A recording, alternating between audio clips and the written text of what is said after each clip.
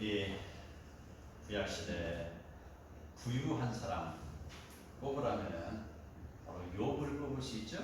그리고 또 솔로몬을 꼽을 수 있어요. 자, 오늘 그 중에 욥에 대해서 한번 말씀을 나누도록 하겠습니다. 욥은 하나님을 경외하는 사람이었습니다. 욥은 바로 당대 최고의 부자였습니다. 욥은 이스라엘 사람이 아니었습니다. 그렇다면 하나님께서 바로 사랑하는 백성이 온전하게 이스라엘에게만은 정착되는 것이 아니라는 알 수 있죠. 그래서 하나님의 사랑은요, 바로 토기장이가 귀하게도 쓰는 그릇을 만드는 것 같이, 아니면 천하게도 쓰는 그릇을 만드는 것 같이, 모든 인류, 모든 백성, 모든 민족 모두가 다 하나님의 사랑을 받을 존재들입니다. 모두 다 구원받을 대상들입니다. 그런데 거기에서 구원받을 수 있는 자격이 있어요. 누구? 예수 그리스도의 은혜를 입어야 된다라는 것이죠. 자, 그 당시에는 예수님에 대해서 알지 못하죠. 하나님을 사랑해야 된다라는 개념으로 들어가는 것이죠. 그래서 성부의 하나님, 성자 하나님, 성령의 하나님은 구약에도 계셨고요, 신약에도 계시고 지금도 계시는 것이죠. 자, 욥은 당대 최고의 부자였습니다. 욥의 고난은요, 하나님의 어전회후에서부터 시작이 되고 있습니다. 세상을 떠들던 사탄에게 욥은 온전하고 정직하고 또 하나님을 경외하는 모습을 본받으라라고 하나님 이야기하니까 그 사탄이 하나님에게 질문을 하는 거죠. 이거는 욥기 1장 9절에 나옵니다. 사탄이 여호와께 말하기를 욥이 어찌 까닭없이 하나님을 경외하리까? 라고 질문을 하는 것이죠. 자, 그 말에는 욥이라는 사람은 분명히 하나님으로부터 무엇인가 받았기 때문에 라는 것이 들어가 있어요. 자, 그런 개념으로 지금 질문을 하죠. 그가 하나님을 잘 섬기는 이유, 하나님이 그와 그 집과 그의 모든 소유물을 보호하심으로 그가 복을 받기 때문에, 또 그가 잘 살기 때문에 하나님을 잘 섬기는 것이 아니냐, 이렇게 사탄은 생각을 하는 것이죠. 그래서 사탄이 질문을 합니다. 하나님, 이제 주의 손을 펴서 그의 모든 소유물을 치소서. 그래야 하시면 틀림없이 욥이 주를 욕하지 않겠나이까? 라고 이야기합니다. 그래서 하나님께서 사탄에게 답변을 하십니다. 아, 그렇게 생각하니? 아, 그래? 아, 그럼 한번 시험해보자. 이제 바로 너는 그의 소유물을 치라. 그의 소유물을 다 네 손에 맡기니 너는 그를 치되 그의 생명에는 손을 대지 말라. 이렇게 이야기하죠. 자, 그 말을 들은 사탄은 어전회에서 나옵니다. 그리고 신이 났습니다. 룰룰랄라 덩실덩실 춤을 추면서 이제 욥을 시험하러 가는 것이죠. 드디어 욥에게 나타났습니다. 하루아침에 욥의 모든 재산이, 동쪽에 있는 재산이 없어지고 서쪽에 있는 재산이 없어지고 남쪽에 있는 재산이 없어지고 북쪽에 있는 재산이 없어지고 종들이 죽고 자기 아들들이 죽고 하루아침에 다 모든 것이 다 무너지고 없어지고 넘어지고 깨어지고 다 소진하게 되는, 모두 잃어버렸습니다. 이런 상황에서 욥은 왜 이런 일이 일어났는지 아무 영문도 모르는 채 피투성이 된 몸을 잿더미에서 뒹굴뒹굴 그는 움직이고 있었어요. 바로 그에게 악성 피부병이 생겨서 그는 바로 잿더미의 몸을 맡기는 상태가 된 것이죠. 욥의 아내가 이야기합니다. 하나님을 저주하고 죽어버려라, 이렇게 이야기하죠. 욥의 소식을 들은 욥의 친구들이 이제 깜짝 놀랍니다. 내 친구 욥이 그랬단 말인가? 아, 내 친구 욥이 그랬단 말인가? 해서 급하게 엘리바스가 옵니다. 빌닷이 옵니다. 소발이 와서 욥을 위로하고 있습니다. 욥아, 어찌하여 이렇게 위로하다가 이제 그 위로의 말은 나중에 질책의 말로 변하는 것입니다. 아무리 자기들이 생각해봐도 분명히 욥에게는 죄가 있어서 이런 고난을 당하는가 보다라고 판정을 하는 것이죠. 그래서 그의 친구들은요, 인과응보의 틀을 위해서 욥을 놓고 키즈를 하고 있어요. 인과응보. 네가 잘못했기 때문에 철서. 네가 잘못했기 때문에 철서. 네가 지금 고난을 받는 거야. 철서. 이렇게 이야기하는 것이죠. 분명히 네가 우리가 알지 못하는 죄를 진 거야. 그렇기 때문에 지금 이 고통을 당하고 있는 거야 라고 비난하고 있습니다. 친구들의 비난을 들은 욥, 그는 평생토록 하나님만 의지하며 살아왔는데 그에게 왜 이렇게 엄청난 일이 자신에게 있는지 욥은 도무지 알 수가 없었습니다. 차라리 자기 자신이 어떠한 죄를 범하였거나 아니면은 하나님을 섬기는 일에 게을리하였다라고 하면 조금이라도 이해를 할 수가 있었어요. 그런데 아무리 생각해도 그런 일이 없다는 것입니다. 차라리 뭐가 조금이라도 부족한 게 있다면은 그것 때문이라고 회개하고 눈물 흘리며 사람 앞에 나갈 터인데 아무리 생각해도 그게 없어요. 찾을 수가 없는 거예요. 그는 더욱더 하나님을 섬기기 위해서 아침 저녁으로 제사를 드렸잖아요. 자기를 위해서, 가족을 위해서, 또 자녀 혹시라도 뭐를 죄 지었을 거에 생각해서 제사를 지내는 거예요. 그래서 더욱더 하나님의 그런 뜻에 맞춰 살려고 노력했는데, 하나님을 기쁘게 하시려고 노력했는데 왜 나에게 이런 일이 일어났는지 도무지 알지 못합니다. 그는 가슴이 답답하게만 합니다. 그래서 욥이 하나님께 간구하고 있습니다. 13장 12절에 보면은 주는 나를 부르소서 내가 대답하리라. 꼭 내가 말씀하게 하옵시고 주는 내게 대답하옵소서. 원인을 알 수 없는 자기의 고난에 대해서 지금 욥은 하나님께 불평하고 있습니다. 그리고 무고함에 대해서 하나님께서 무엇라 말씀을 해주시기를 간구하고 있습니다. 그리고 그는 똑똑똑똑똑똑 하나님을 향해서 문을 두드리고 있는 거예요. 어떻게든지 좀 대답해 주시기 바랍니다. 하나님께서 친히 중개인이 되어주시기 바랍니다. 똑똑똑. 하나님께서 친히 병원이 되어주시기 바랍니다. 똑똑똑. 지금 그의 마음은 하나님을 향하고 있어요. 어떻게든지 지금 나의 상황을 하나님께서 뭐라 답변해 주십시오. 이 상황을 벗어날 수 있도록 도와주십시오. 라는 것입니다.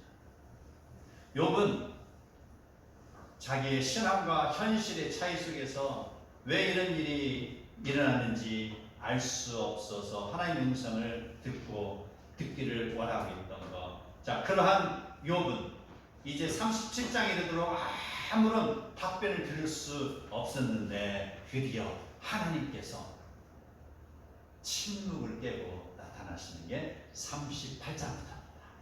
38장부터 하나님이 38장 1절 그때에 여호와께서 폭풍우 가운데서 욥에게 말씀하여 이르시되 이렇게 했습니다. 폭풍우 가운데서 나타나셨다는 것은 하나님의 임재를 표현하는 것이죠. 임재.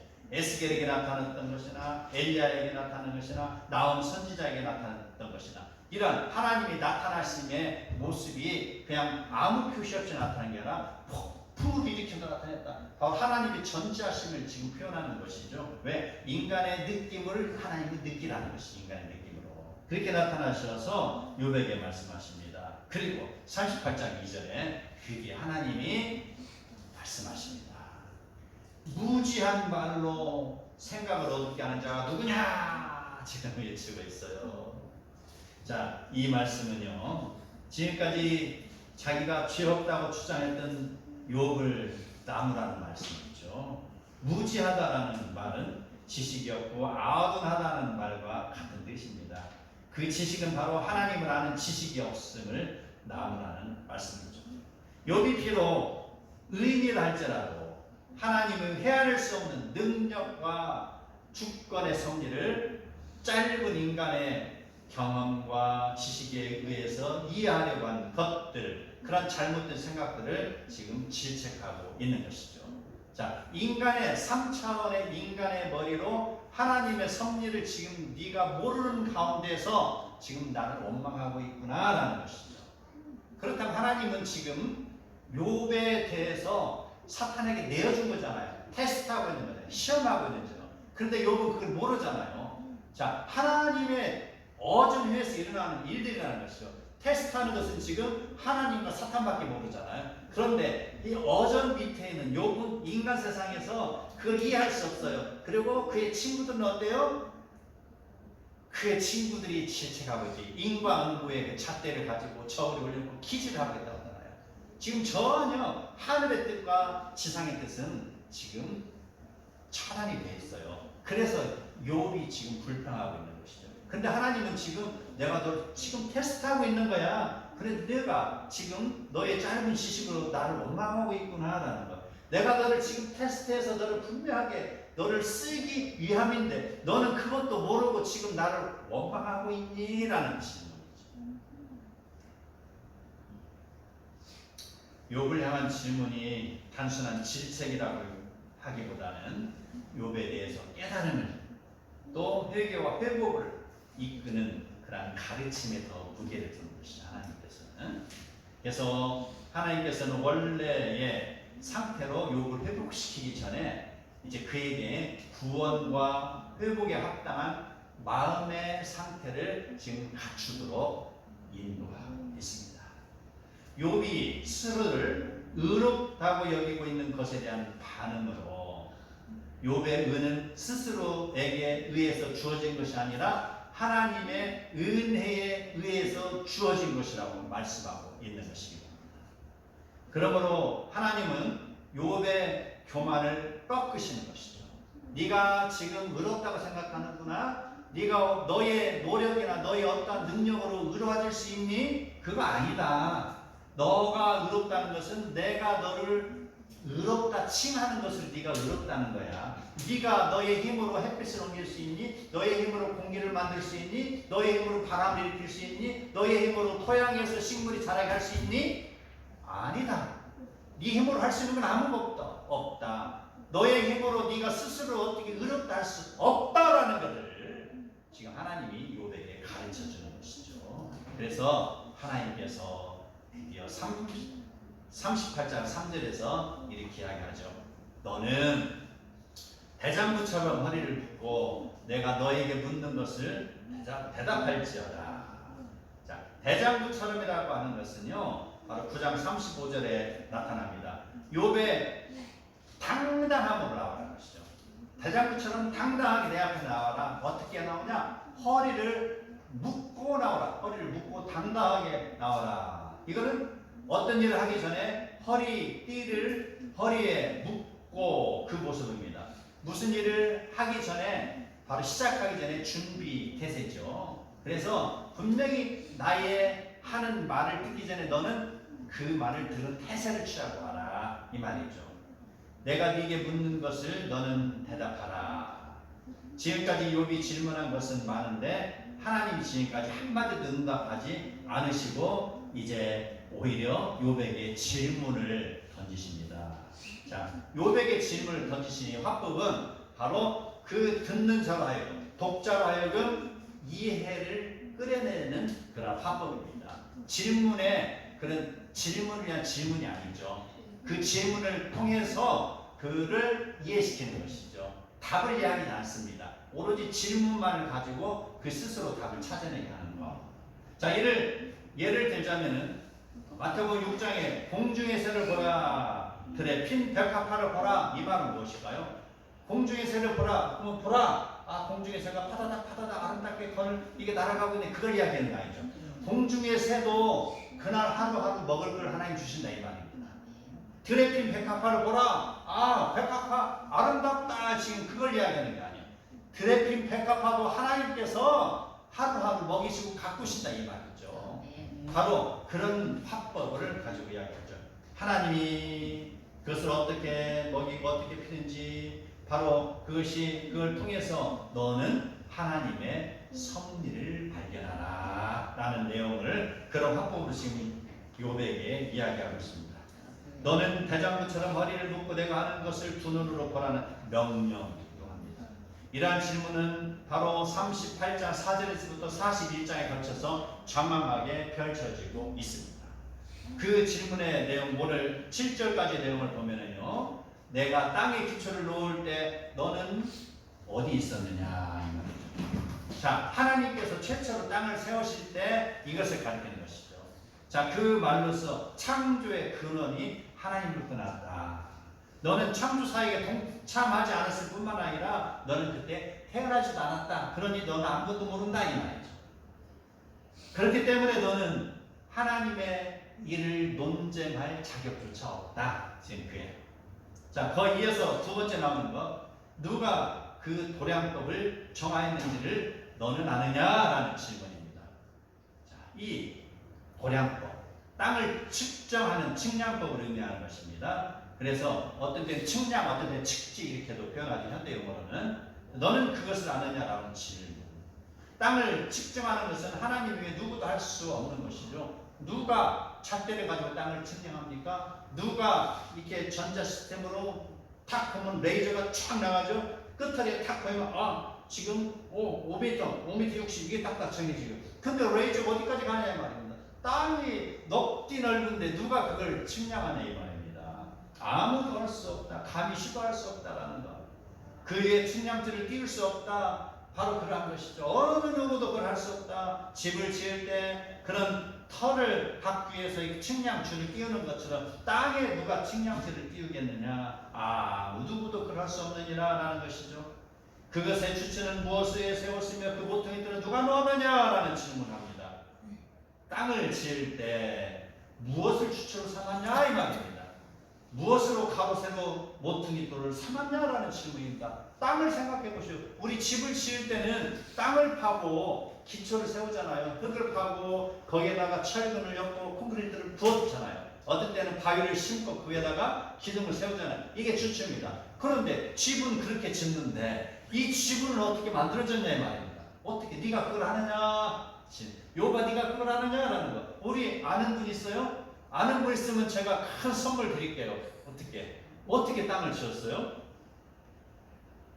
모르죠? 하나님밖에.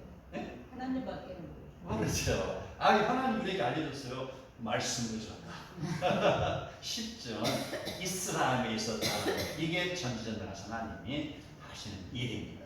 말씀으로 지었다는. 이스라엘이 있어. 그래서 허공에 지구가 생기는 거잖아요. 누가 그것을 무엇으로 풀어요? 어떤 과학으로 풀 수 있겠냐 이 말입니다. 그때 새벽 별들이 기뻐 노래하며 하나님의 아들들이 기뻐 소리를 지르느니라. 바로 이거 창세기 천지창조의 내용들을 이제 구체적으로 이렇게 설명을 하고 있는 것이죠. 이게 질문으로서 상대방의 질문에 대한 답변을 주는 거죠. 반대화법이죠.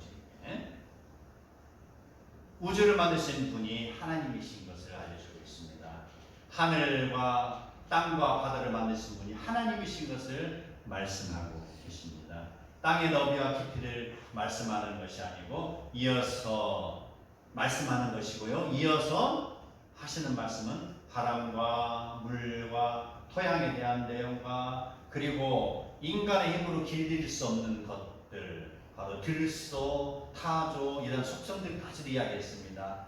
인간이 모든 거 할 수 있다 하지만 너희는 그건 할 수 없다라는 거. 얼룩말을 길들일 수 있나요? 없잖아요. 얼룩말. 누가 얼룩말을 길들여가지고 집에서 말을 부린 사람이 있어요? 못해요. 바로 짐승들 각각 특성을 가지고 있어요. 그래서 길들여지는 동물이 있고 길들일 수 없는 동물이 있다. 이게 하나님이 각각 동물에게 DNA를 그렇게 만드신 것이죠. 그렇게 해서 바로 누가 감히 그러한 것들을 할 수 있겠느냐, 누가 감히 리워야단을 길들 수 있겠느냐, 누가 감히 악어를 길들 수 있겠냐 이 말이죠. 할 수 없다. 하나님이 그 특성을 주어서 그를 만드는 것이니 너희는 그죠? 하나님이 만든 그 특성 안에서 그 동물을 맞게 길들이거나 아니면은 길들이지 못하는 거 알아서 선택해라 이 말이 되는 것이죠. 이 모든 것 인간의 지혜나 능력으로 해결할 수 있는 것이 극히 일부분이다라는 걸 알려주고 있습니다. 욥이 모든 걸 다 아는 것처럼 지금까지 행동하고 있죠. 그런 것을 옳지 않다는 것을 알려주고 있습니다. 아무리 욥이 하나님을 경외하고 그렇게 동방의 의인으로 불리는 사람이라 할지라도 그가 아는 것은 지극히 모든 것 중에 일부분의 점에 불과하다는 것을 하나님은 지금 그에게 인지시켜주고 있습니다. 아멘. 세상은 창조의 내용을 다 이해할 수 없다고, 그래서 모르니까 어떤 사람이 지나요 라고 하니까 다른 사람이 옳소 하고 똑같이 우매한 골목으로 걸어가고 있는 것. 지구가 만들어진 것이 어느 날 갑자기 우주에서 쾅 하고 행성과 행성이 만나고 빅뱅에서 만들어졌고 그 안에 사람들도 그렇게 쿵 하다 보니까 갑자기 사람이 만들어졌어요. 식물과 동물이 만들어졌어요 라고 말하는 것이랑 똑같다는 것이죠. 그렇다면 아메바를 기초로 이야기하는데 빅뱅은 어디서 왔습니까? 아메바는 어디서 나왔냐는 말입니다. 아무것도 근원을 알 수 없는 사람들이 자기의 상상을 가지고 지금 지구를 이야기하고 있어요. 그래서 진화를 이야기하고 있습니다. 자기의 상상을, 어떤 창작 신화를 가지고 신앙을 만들어가고 있는 거랑 똑같다는 것이죠. 바로 우리는 이 창조의 질서, 모든 것이 하나님으로부터 비롯됐다는 것을 우리는 다시 한번 알아야 될 것입니다. 아멘. 우주와 세상의 것을 우리는 바로 모두 다 하나님의 섭리에 의해서 이루어졌다는 것, 하나님은 지극히 광대하신 그런 하나님이시고 창조의 질서 속에서 모든 걸 운행하시는 분이심을 우리가 알아야 됩니다. 우주 만물을 다스리는 하나님을 이해하지 못하는 네가 어떻게 인간을 다스리는 하나님을 제대로 알 수 있겠느냐? 이게 오늘의 질문입니다. 이가 과연 하나님을 제대로 아느냐 이 말입니다. 해와 달과 별들과 하늘과 바다와 육지와 식물과 동물이 다 만들어진 것이 전능하신 하나님의 창조 질서 속에 이루어진 것, 이 모든 것이 인간을 위하여 만들어졌다는 것 또한 네가 아느냐? 인간이 만들어진 목적은 바로 하나님의 영광을 위해서 만들어진 것을 네가 아느냐? 이것이 지금 신앙의 전체의 틀입니다. 바로 모든 것, 하나님이 인간을 만드신 목적은 인간을 통해서 영광을 받으시는 것이고, 인간을 만들기 전에 하나님이 천지 만물, 식물과 동물을 만든 것은 인간을 위한 것이다. 그렇다면 우주 만물, 천지 만물을 만드신 목적은 뭐예요? 바로 인간을 통해서 하나님이 영광을 받으시기 위함이다 라는 것으로 규정이 됩니다. 이제 우리는 욥에 대해서 들어갑니다. 욥이 힘든 것, 그것은요 자기의 질병이나 재산 이런 보다도 그는 친구들이 자기를 이해하지 못하고 질책하고 있다는 것에 대해서 지금 상당히 마음이 복잡합니다. 마음이 속이 부글부글 끓어옵니다. 그래도 내 친구들만큼은 나를 이해할 줄 알았는데 이해하지 못하니까 욥은 지금 엄청나게 분노하고 있습니다. 자기는 무죄한데 아무런 잘못도 없는데 그는 친구들에게 비난을 당하고 이런 고통을 당하고 있는 것, 그리고 이제 자기는 하나님만을 바라보고 있는데 아무런 그런 답변도 없다가 이제 하나님께서 이렇게 이야기하시니 그는 이제 조금씩 자기의 마음이 움직이고 있습니다. 아, 내가 지금까지 교만하였구나. 내가 아는 것이 그 길부분인데 내가 모든 것을 아는 것처럼 행동했구나. 내가 이 우주의 비밀조차 알지 못하는데 내가 어떻게 하나님을 안단 말인가. 나의 조그마한 지식과 생각으로 하나님을 평가했는데 그것이 잘못됐다는 것을 깨닫고 있습니다. 그래서 이제 욥은 이제 하나님의 그런 것을 원망하였던 것을 이제 회개하고 말문을 여는 것이 욥기 42장으로 넘어가게 됩니다. 그래서 42장 2절을 보면은 주께서 못하실 일 없사오며 무슨 계획이든지 못 이루실 것이 없는 줄 아오니 무지한 말로 이치를 가르치는 자 누구니까? 라고 이제서 비로소 욥이 철이 들었어요. 이제서 비로소 하나님 앞에 자녀다운 모습으로 입문을 열고 있습니다. 그리고 내가 스스로를 거둬들이고 티끌과 제 가운데서 회개합니다 라고 이제 비로소 눈물 어린 고백이 터져나오고 있습니다. 아무런 잘못 없다는 욥의 진심 어린 회개의 고백이 담긴 내용이 되는 것이죠. 지금까지 욥은 자기는 어떤 고난을 당할 아무런 이유가 없다고 그렇게 여기고 있었는데, 이제는 그가 하나님의 말씀을 듣고 나서 자기 머리로 이해할 수 없는 그런 부분, 자기의 지식이 극히 일부분임을 고백하고 이제 철저하게 하나님 앞에 모든 거 털어놓고 맡깁니다. 절대 주권 앞에서 이제 나는 순종할 뿐입니다라는 것이죠. 내 머리로는 아직까지 이해가 안 됐었지만 이제 하나님 말씀을 듣고 보니까 잘못했다는 걸 아는 것이죠. 그래서 나는 아무 잘못 없는데, 우리는 여기에 욥의 변론을 우리의 것으로 한번 생각해 보아야 될 필요가 있습니다. 나는 아무 잘못이 없는데 왜 나는 이런 고난을 당합니까? 라고 원망하고 있지는 않았습니까? 아무런 잘못이 없는데 왜 내가 지금 이런 사고가 나느냐? 라고 혹시라도 질문하고 있는 성도는 없습니까? 그렇다면 우리는 예수님을 바라보시기 바랍니다. 아무런 잘못이 없는데 왜 예수님은 십자가에 죽으셨습니까? 라는 질문을 한번 해보시기 바랍니다. 그러면 그 다음 답변은 나오는 것입니다. 내가 지금 당하는 그 고난은 나의 잘못으로 인하여 생긴 것일 수도 있습니다. 그렇지만 하나님은 나의 고난을 통해서 하나님 일을 이루시기 위한 것일 수도 있다는 걸 아시기 바랍니다.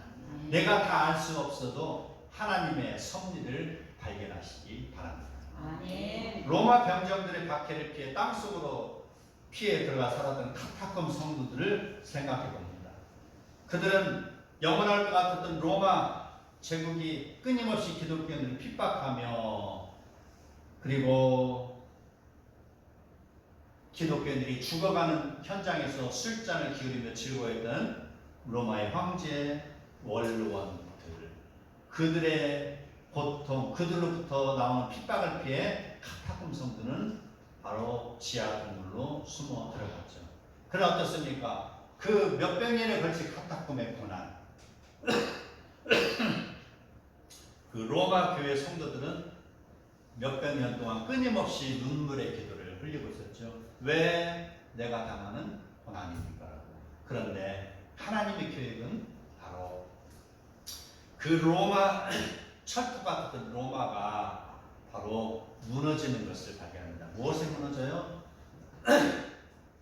윤리가 무너집니다. 성이 무너집니다. 그 번창 이후에 나타나는 그런 부작용들이 있습니다. 그러다 보니까 이제 그 황실에서 누구를 찾아요? 로마의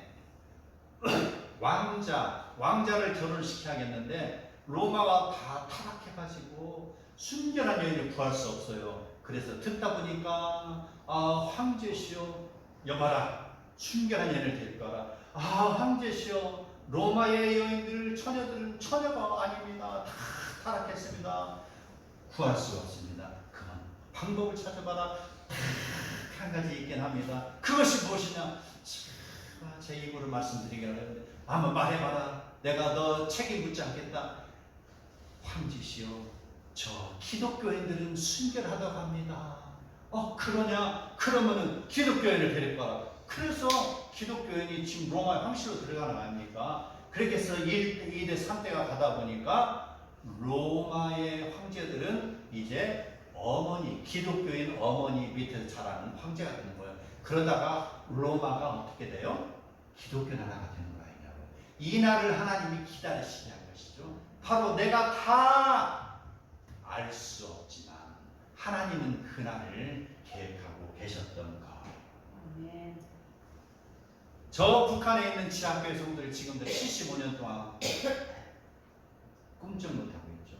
저 정치범 수용소에 갇혀 있는 북한의 기독교인들, 그들은 지금도 눈물을 흘리고 있죠.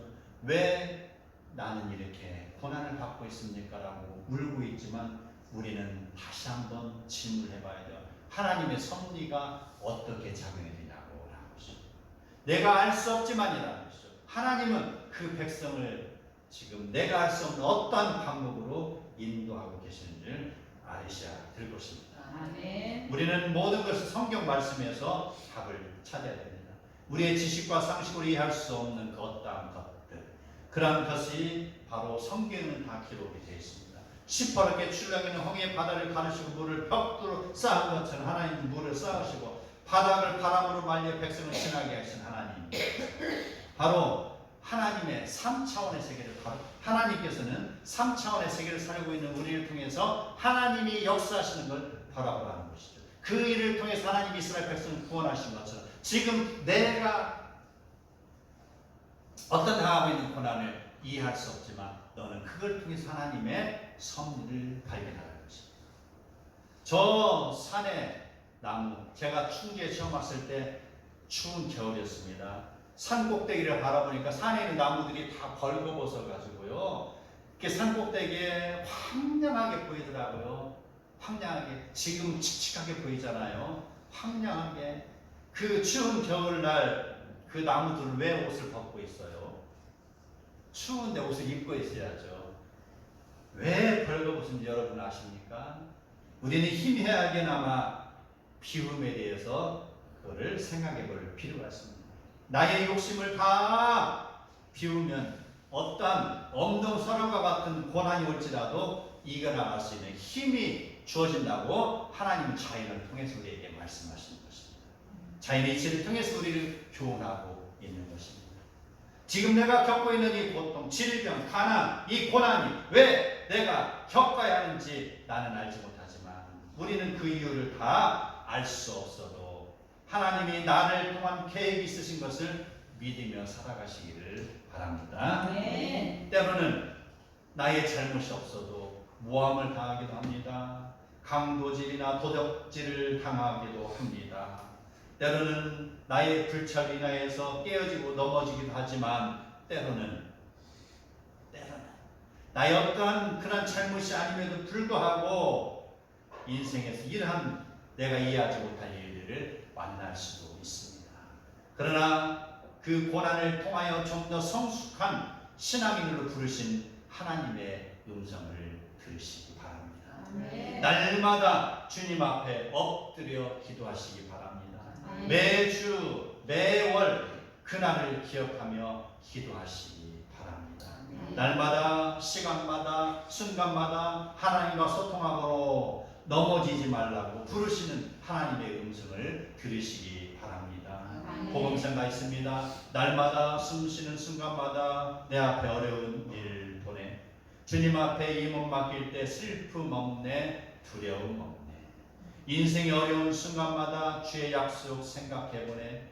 내 마음속에 믿음이 잃지 않고 말씀 속에 위로를 얻네. 하나님을 바라보시기 바랍니다. 말씀 안에서 위로를 찾으시기 바랍니다.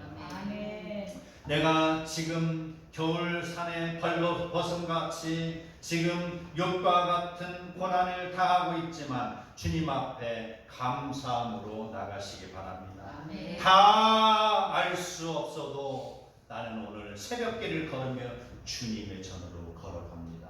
다 알 수 없어도 나에게 맡겨주신 백성을 사랑하며 성도를 돌보며 오늘도 주의 길을 걸어갑니다.